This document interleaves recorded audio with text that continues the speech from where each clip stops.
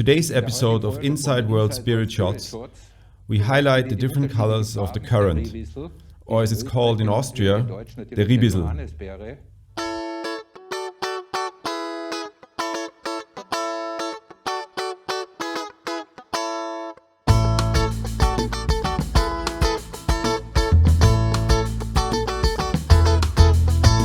Welcome to a new episode of the Inside World Spirit Shots.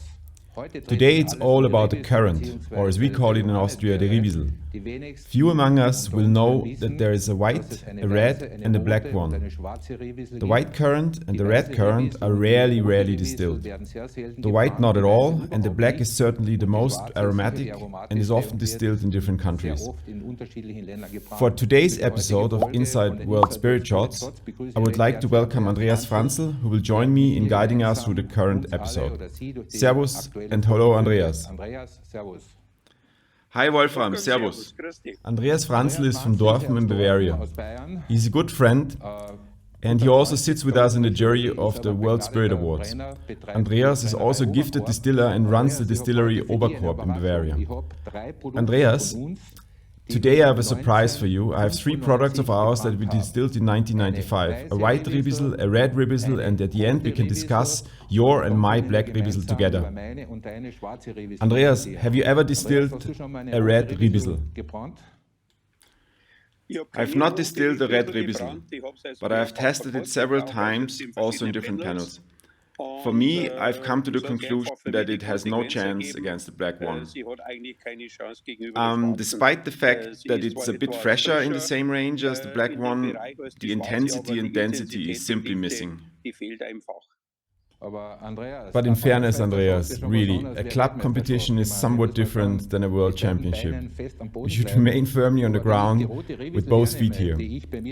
When I consider the red panicle, which I have with me here in the glass, it's actually quite beautiful, and all that after 27 years. Normally they say to drink a berry fruit between 2 and 4 years, but I'm totally surprised what beautiful tones the red Ribisel still brings over here. We have a lot of leafy tones in there, but still in the foreground quite a lot of fruit, quite a lot of red fruit, quite a lot of red berries, and most importantly for me, that also goes into the whole wine range a bit. So I'm totally surprised how beautiful this red panicle is and what it still presents after 27 years. I have to agree with you on this one. I've also poured myself a red one just now, which is older too, and it comes out of an award. I can also underline the associations to wine, and I totally agree with you on this one. Good to hear. If we now move on to the white Ribisel, which normally is being used for baking cakes, for juices and all kinds of these things, this white Ribisel is simply still as elegant and fine, and above all, I have slight and subtle associations to the raspberry and strawberry towards the end here. And it has also very slight red wine tones. But of course, you can't smell that over the air. But since you can't smell that, I'm going to taste it now. I can understand that. We also have white Ribisel, of course, although not distilled by ourselves. But if you taste it as a fruit, probably via the white skin where the seeds are really visible, it is just as you describe it. It goes into the direction of a raspberry and even strawberry. The nuttiness certainly comes a bit foreground. I call it the ripeness or oxidation that is probably coming from the seeds and this fuller here with this fruit than in a red or even in a black fruit. In the scent, it is much more aromatic, much more concise than in the taste. In the taste, of course, it falls away from the fruitiness. There remain rather all these leafy tones, these green tones or these ripe leafy tones. But unbelievably how beautiful this product is after 27 years. The black currant is of course the flagship in the house of the Ribisel or the Currants. And when I was in Dijon a few years ago in Burgundy, it was unbelievable how many fields in the black Ribisel is cultivated there. But I think primarily these berries or products are used for liquors over there. but I don't know.